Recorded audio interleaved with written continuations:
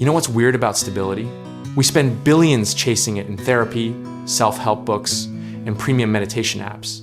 But the cheapest version might just be a folding chair and a cooler full of sandwiches at the beach. And yet somehow, that family barbecue you've been putting off feels like the hardest thing to schedule all year. Imagine you're the architect of your family's collective memory for the next 50 years. You've got one shot each summer to create something that sticks, something your kids will bore their own kids with someday. Will you build it around screen time and air conditioning, or salt air and charcoal smoke? Here's the question nobody asks at those corporate team building retreats.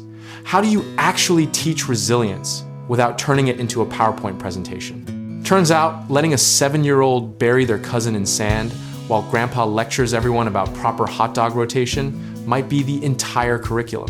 The mechanics are almost embarrassingly simple. You show up to the same patch of coastline every summer, you drag the same dented grill out of the garage, and you let chaos happen in a controlled environment. What feels like you just winging it on vacation is actually the most sophisticated social engineering your family will ever experience. There's something almost subversive about it.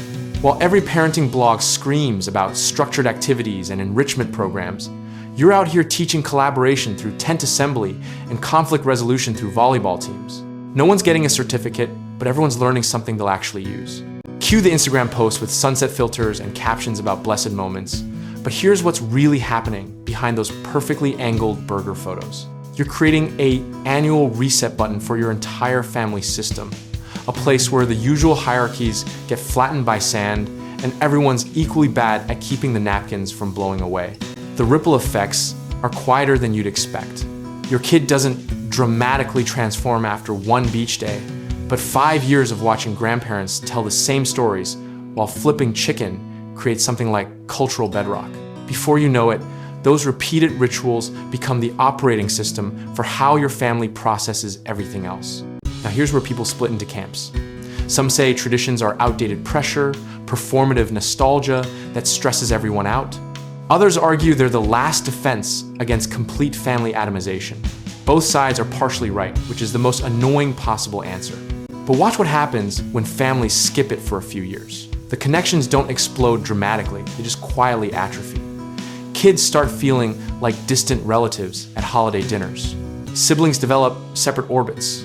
Grandparents become people you see at weddings instead of people you actually know. The beach barbecue adapts to survive though. Maybe it's not every single week anymore. Maybe someone's gluten-free now and the menu shifts. Maybe you add a canopy because everyone's more paranoid about sun damage. The tradition bends but doesn't break because the format's more flexible than it looks. And here's the irony that gets me every time. We've never had more tools to stay connected. Yet we're orchestrating elaborate reunions just to stand near each other and argue about whether the coals are ready. The problem the beach solves isn't distance, it's the quality of proximity. Think about your own childhood for a second. What actually stayed with you? Probably not the expensive vacation where everything went perfectly. More likely it's the chaos, the time the tent collapsed, when your brother got stung by something, when grandma told that story that made your dad turn red. The beach doesn't provide perfection, it provides material. There's real psychology underneath all of this. Shared experiences in novel environments create stronger bonding than routine interactions. The technical term is social cohesion through collaborative disruption, but that sounds way less appealing than we're gonna grill some burgers and dig a really big hole. Your kids are watching more than you think. They're cataloging how adults behave when plans fall apart, how families negotiate who gets the last hamburger, how grandparents tell jokes that aren't funny anymore but everyone laughs anyway. It's an apprenticeship in being human that you can't really replicate in a living room. The sand digging thing seems trivial until you realize it's probably the only time all year your kids engage in a completely pointless project with absolutely zero screens involved. They're engineering fortresses that the tide will destroy in 3 hours. They're learning impermanence and creativity in the same lesson, and they don't even know it's educational. Meanwhile, you're stress testing your own patience while assembling a tent that definitely had more poles last summer. Your siblings are arguing about the playlist, someone's complaining about parking, and somehow this disaster is exactly what everyone needed. The grandparents anchor the whole thing, whether they mean to or not. They're the living proof that this family existed before everyone got so busy that there's a before time worth connecting to. When they show your kids how to crack crab legs or point out constellations, they're handing down something you literally cannot Google. Here's what the research actually shows. Families with consistent traditions report higher life satisfaction, better stress management, and stronger identity formation in kids. The tradition itself almost doesn't matter. Beach, mountains, backyard, whatever.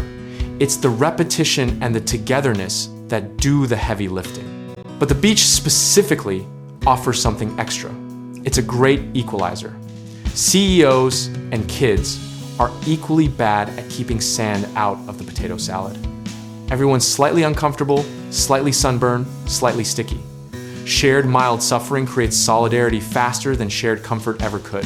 The barbecue component isn't incidental either. Food preparation as a group activity forces collaboration and creates role assignment. Someone's always the grill master, someone's the side dish coordinator, someone's in charge of yelling at kids to wash their hands. It's a tiny society with a single day lifespan. And then there's the multi-generational aspect, which is rarer than ever. How often do your kids actually see you interact with your own parents as peers? The beach creates a stage where those dynamics play out naturally, where hierarchy gets blurry and everyone's just trying to get the umbrella to stay upright. As critics multiply and schedules get impossible, the tradition just adapts its pitch. Can't do every weekend? Fine, make it annual. Can't handle the full production? Scale it down. The core concept survives because it's addressing something fundamental, the human need to belong to something bigger than a group chat. Despite every article about quality time over quantity and the supposed demise of the nuclear family, people keep showing up to beaches with coolers and complicated shade structures. The same beautiful chaos repeats itself across coastlines everywhere, largely unnoticed by anyone tracking cultural trends. So here's the deal with family beach barbecues. They're not solving world hunger or curing loneliness or fixing whatever's broken about modern life, but they're creating tiny pockets of resistance against the complete privatization of experience. They're saying that some things are still worth doing in person, with the people who knew you before you had it all figured out. That's the game underneath the sunscreen and the sandy towels. But just wait next summer, when someone suggests skipping it because everyone's too busy, you'll understand exactly what's actually at stake. And maybe, just maybe, you'll defend that ridiculous tradition like it matters. Because it does.